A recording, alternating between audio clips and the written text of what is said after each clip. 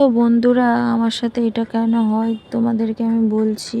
কী কারণে এই কথাটা বললাম বা কেন, যে তোমাদের সাথে এরকম হয় কি না, এটা ভালো না খারাপ আমাকে একটু জানিয়ে। তো তো চলো আজকের ব্লগ স্টার্ট করছি। হ্যালো এভরিওয়ান, গুড মর্নিং সবাইকে। তোমরা সবাই কেমন আছো?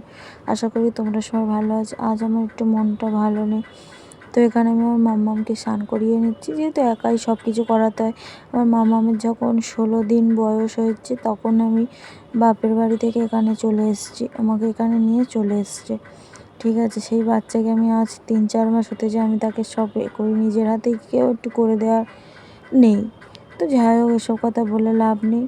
তো এখানে আমি মাম্মাকে রেডি করেছি, আমি একটা নতুন টিপ দেওয়া শিখিয়েছি, সেটাই করে দিয়ে তারপরে ওখানে ঘুম পাড়িয়ে দিয়ে আমি স্নান টান করে রেডি হয়ে এখানে রান্না করবো মাছের ঝোল, ঢেঁড়স দিয়ে আলু দিয়ে, যেহেতু আমি একটু পাতলা খাচ্ছি। আর এই হলো আসল কথা, এখানে না আমার সিঁদুর পড়ে গেছিলো, মুছে নিয়েছি। তো আমার না মনটা খুবই খারাপ, কি বলবো তোমাদেরকে। সিঁদুর পড়ে যাওয়া কি অমঙ্গল না কি, একটু আমাকে বলো তো। তারপর আমার হাজব্যান্ড বাইরে গেছে, আমি ওকে বারণ করছি, তারপরেও ও চলে গেছে। এখানে ছিল, এখান থেকে ওখানে পড়ে গেছে। আমি আমার বরকে বললাম তুমি ফেলেছো? বলছে না, আমি ও ফেলিনি। ও বাইকের চাবি খুঁজতে খুঁজতে পড়ে গেছে। তারপরে এখানে আমি একটু এসে একটু মাদের সাথে কথা বলে একটু চিন্তাটা দূর হলো। তারপর আমি এখানে খেতে বসেছি উচ্ছে আলু সিদ্ধ আর মাছের ঝোল। তারপর মাম্মাম উঠে গেছে, মাম্মামের মাথায় ক্লিপ একটু সাজিয়েছি, মাথায় চুল নেই, সবাই আবার বলো না।